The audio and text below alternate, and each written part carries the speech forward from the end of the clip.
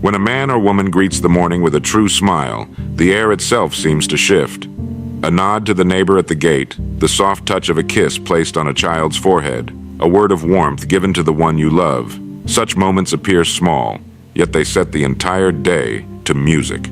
They are not routines. They are signals to the heart, reminders of what truly matters, and they quietly determine the posture of the soul as the hours unfold. The spirit you carry in the morning is not decoration. It is the architecture of your day. Rise burdened, and the hours feel like chains. Rise with a lightness of heart, and those same hours become wings.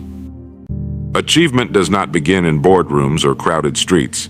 It begins in that first choice of the morning, whether you enter the day as a weary traveler or as a grateful participant in the gift of living. Throughout the history, we believe that first success, then happiness. We imagine that once we achieve the position, once we earn the money, once we acquire the recognition, then, finally, we can allow ourselves to feel joy. But it's exactly the opposite. Happiness is not the result of success. It is the cause of it. A man who works only for the reward finds himself weary long before he reaches it.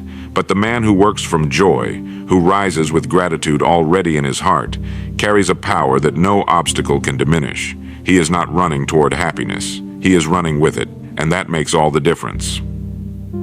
Two craftsmen at their benches. One begins his work with a heavy spirit, telling himself, "When this task is done, then I will feel better." His hands move, but his heart lags behind. Another approaches his work humming softly, content in the doing, proud of the craft, grateful for the chance to contribute. His hands move with steadiness, his mind clear, his hours alive with meaning. Who do you think will not only finish his work more skillfully but also enjoy the fruit of his labor? The answer is evident. Success, in truth, is not a ladder climbed with grim determination, but a garden cultivated with care. Joy is the soil in which effort grows strong. Gratitude is the sunlight that draws out potential. Peace of mind is the water that nourishes every action. Without these, even the tallest ladder leads to emptiness. With them, even small steps become victories. The world often praises the man who drives himself relentlessly, who sacrifices every ounce of his spirit in the pursuit of a prize. Yet when he arrives, exhausted and joyless, he finds the prize is hollow. Contrast him with the man who carries happiness as his companion along the road. His days are not postponed until achievement. They are rich while he journeys. And because of this, his energy is greater, his vision clearer, his success more enduring. Happiness is not a finish line. It is the fuel. It is not the crown at the end. It is the courage at the beginning. It is the one resource that multiplies when shared, strengthens when practiced, and grows when acknowledged. To place it after success is to rob yourself of the very thing that makes success possible. Success basically follows happiness, not the other way around. It is the cheerful heart that endures, the grateful mind that produces, the joyful spirit that inspires others and attracts opportunity. A man who waits for success before allowing himself to be happy waits forever. A man who chooses happiness now carries success already in his pocket. Happiness is not the reward of the journey. Happiness is the beginning of it, and only those who understand this truth discover that the road ahead is not a burden to be endured, but a song to be sung. One day, one choice, one smile at a time. The mindset shift that transforms joy into achievement. The way most men and women approach life is backward. They say, "When I succeed, then I will be happy." Yet success approached in this manner becomes like a horizon. You walk toward it, but it always seems just out of reach. The promotion arrives, but with it comes new pressures. The purchase is made, but quickly loses its shine. The applause fades, and suddenly another stage must be sought. And so they live as if happiness is always out there, never here, never now. But there is another way of living, one that begins with a shift in the mind so profound it changes everything that follows. It is this: instead of treating happiness as the prize at the end, you treat it as the power at the start. Think of a man setting out on a journey. One traveler begins weary, muttering to himself, convinced the road will only be worth it once he reaches the destination. Another begins with a song in his heart, grateful for the chance to walk at all. Both walk the same miles. face the same weather, climb the same hills. But who arrives with more strength? Who notices the beauty along the way? Who draws others to join him, inspired by his spirit? The answer is obvious: the one who carried joy from the beginning. Joy transforms achievement because it changes the quality of effort. Work done under the shadow of discontent becomes toil. Work done with a cheerful heart becomes craft. The hours stretch endlessly for the man who labors with resentment, but they fly for the one who works with gladness. It is not the weight of the task that determines how it feels. It is the attitude with which it is carried. This is not sentimentality. It is practical truth. A positive, grateful state of mind sharpens attention, strengthens resilience, and multiplies creativity. When you are happy, you are not drained by bitterness or paralyzed by fear. Your energy is free to be directed fully into what you do. Success is no longer an escape from misery. It is the natural outcome of joy expressed through action. Look at the lives of those who built legacies that endure. You will find not only discipline and determination, but also a profound sense of joy in their work. The artist who delights in each stroke of the brush leaves behind masterpieces.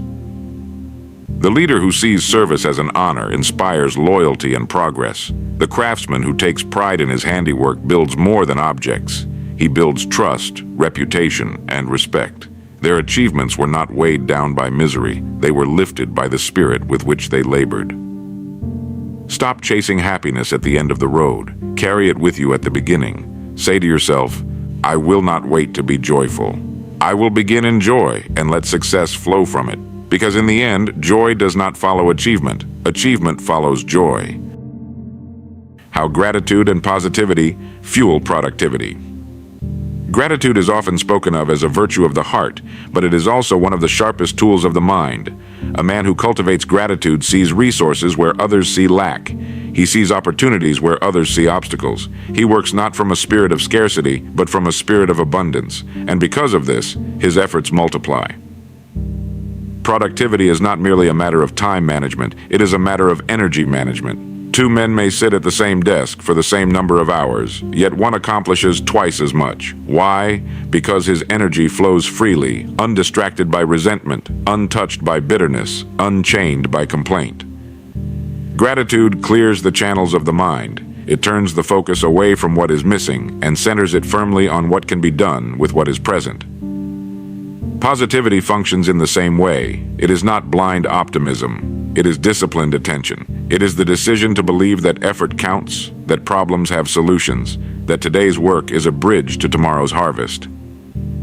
The man who approaches his day with positivity does not waste time arguing with reality. He accepts it, works with it, and improves upon it. His hours are not consumed by complaints. They are invested in solutions. The science of human energy is simple. What the mind dwells upon, the body follows. A man who fills his thoughts with resentment finds his strength diminished. His shoulders droop, his hands grow heavy, his progress slows. But a man who fills his thoughts with gratitude feels his body respond with vigor. His back straightens, his steps quicken, his hands are eager for the task. Gratitude and positivity act as fuel. They transform the same hours into richer harvests. It is no coincidence that the most productive men are often those who begin their days with thankfulness. They know that gratitude is not passive, it is active power. It sharpens attention, multiplies creativity, and draws cooperation from others. People are naturally drawn to those who radiate positivity, and this very magnetism opens doors that force alone cannot push through. If you want greater productivity, begin not with the clock, but with the heart. Fill it with gratitude. If you want to multiply results, begin not with more hours, but with a clearer attitude. Choose positivity, for while skills and tools matter, it is gratitude and positivity that determine whether your effort is a trickle or a flood. Happiness makes a man more productive, but productivity pursued without happiness often leaves him empty. The man who is grateful, positive, and joyful does not simply do more. He does it better, and he enjoys it while doing so. His success is not purchased at the cost of his spirit, it is built in harmony with it. Gratitude fuels, positivity directs, and together they make work not just effort, but achievement. The link between happiness, health, and long-term success. A man may possess wealth, recognition, even influence, but if he has lost his health, what has he truly gained? What good is the mansion if its owner cannot climb the stairs without pain? What good is the full calendar if the body groans under the weight of fatigue? Happiness and health are not side ornaments to success. They are the very foundation upon which it stands. Happiness is not only a state of mind, it is a medicine to the body. The man who carries joy in his heart carries strength in his step. His immune system is fortified, his energy replenished, his mind clear. Physicians and philosophers alike have long observed that cheerfulness does more to preserve youth and vigor than any tonic or treatment. A troubled mind, on the other hand, drains the body long before age has had its way. Consider the worker who rises each morning dreading the day ahead. He eats quickly, thinks anxiously, and moves reluctantly. His body, hearing this constant command of tension, begins to weaken. Stress carves deep lines into his face, steals hours of rest from his nights, and makes every task seem heavier than it is. Now consider another man who rises with purpose, who greets his work not as punishment, but as a chance to build, to serve, to create. His body responds differently. His pulse steadies. His rest restores him. His effort feels lighter. The difference is not in the nature of the work, but in the spirit with which it is undertaken. Happiness, then, is not a luxury. It is a strategy. It is the invisible hand that protects the body and strengthens the will. Men who cultivate happiness, who find joy in small victories and gratitude in simple blessings, carry a shield against the wear and tear of life. And this shield allows them to persist longer, to endure trials with resilience, and to remain effective over years and decades. For success is not a sprint, it is a long-distance journey. And what sustains the traveler is not merely ambition, but health of body and spirit. Wealth may be built in bursts, but enduring success, success that spans a lifetime, requires steady energy, clear thinking, and inner contentment. The man who neglects his happiness may build quickly, but he burns out just as fast. The man who honors it builds slowly, but what he builds lasts. There is a harmony between happiness, health, and success, and it cannot be broken without consequence. To neglect happiness is to wound health. To neglect health is to shorten success, but to honor both is to multiply life's returns. So the wise man asks not only, how much can I earn, but also, how well can I live? He asks not only, how quickly can I rise, but how long can I endure? The secret is not more pressure, but more balance, not more speed, but more alignment. The happiest man often achieves the most, not because he is chasing success, but because he is sustained by joy and health along the way. His wealth is not only counted in coins, but in laughter, in vitality, in peace of mind. Happiness feeds health. Health fuels effort. Effort sustained over years produces lasting success. This is the cycle. Break it, and a man suffers. Honor it, and he flourishes. Practical ways to cultivate happiness daily. Happiness is often spoken of as if it were a gift that falls upon us by chance, something dependent on circumstance, fortune, or the favor of others. Happiness is not a gift. It is a practice. It is cultivated, just as a gardener cultivates his soil, and it responds faithfully to daily care. A man need not wait for a grand event to feel joy. He can begin today, in small, deliberate acts. One of the first ways is through gratitude. Each morning, before the burdens of the day have time to press upon him, he may pause and count, not his troubles, but his blessings. The warmth of a roof above his head, the strength in his body, the love of a family member, the simple chance to try again. These are riches often ignored by those who chase only gold. Gratitude reorients the mind. It turns the eyes from what is missing to what is present, and in doing so, it unlocks contentment. Another daily practice is kindness. A smile given to a stranger, a word of encouragement to a friend, a patient ear offered to someone in need. These cost little, yet they enrich the giver as much as the receiver. For happiness, like light, cannot be hoarded. It grows brightest when shared. The man who carries kindness in his pocket never travels empty-handed, for he knows that every act of goodwill sows seeds that return to him in abundance. Discipline, too, is a surprising ally of happiness. Many imagine happiness as ease and leisure, but true happiness is tied to progress. When a man sets a worthy goal and moves toward it, even by a small step each day, he feels a sense of direction, a quiet satisfaction. An idle day may bring temporary pleasure, but a purposeful day brings lasting joy. Thus, keeping one's word to oneself, whether in health, in work, or in study, builds the kind of happiness that cannot be shaken. Simplicity is another key. Much unhappiness comes not from lack, but from excess. Too many distractions, too many comparisons, too many unnecessary desires. A man who learns to simplify his wants, to live within his means, to enjoy the plain as well as the grand, finds peace more readily. The happiest homes are not always the largest, but the ones filled with laughter, gratitude, and harmony. And lastly, there is reflection. At the close of each day, a man may pause to look back, not with regret, but with learning. He may ask, what went well? Whom did I help? What did I gain, not in possessions, but in wisdom? These quiet moments of reflection strengthen tomorrow's resolve and deepen today's contentment. Happiness, then, is not left to chance. It is shaped by gratitude, strengthened by kindness, fueled by discipline, simplified by contentment, and deepened by reflection. Practiced daily, these habits form a reservoir of joy that no storm can easily drain. The man who commits to these practices discovers that happiness is not a fleeting visitor.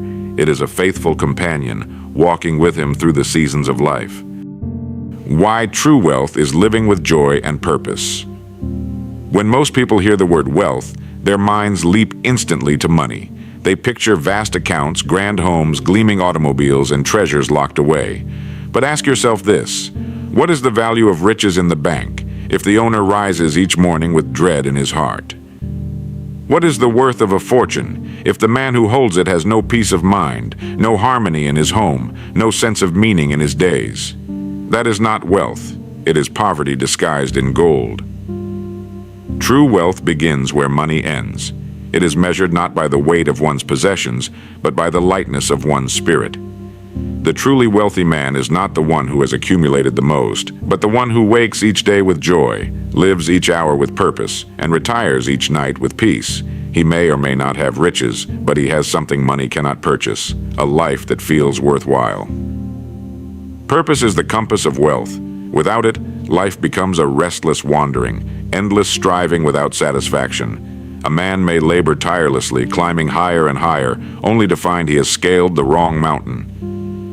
But the man with purpose knows why he works, why he strives, and why he sacrifices. Every effort gains meaning, every setback becomes instruction, and every victory tastes sweeter, because it is aligned with something greater than self. And joy, simple, radiant joy, is the currency of this kind of wealth.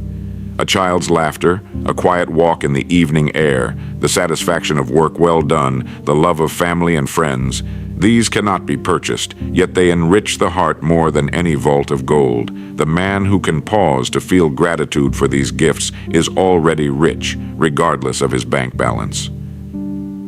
The tragedy of our age is that so many chase symbols of wealth while neglecting its essence. They exhaust their health in pursuit of money, only to spend their money later trying to buy back their health. They sacrifice relationships for ambition, only to discover too late that relationships are the very fabric of happiness. They wait for joy to arrive after success, not realizing that joy itself is success. Real wealth is living in such a way that, when the end comes, a man can say not only, "I made a living," but also, "I lived well." It is to leave behind not merely possessions, but memories, wisdom, and love. It is to be remembered not for what you owned, but for who you were and how you lived. Purpose directs us. Joy sustains us. Together they form a kind of wealth that time cannot erode, that loss cannot strip away, and that death itself cannot diminish.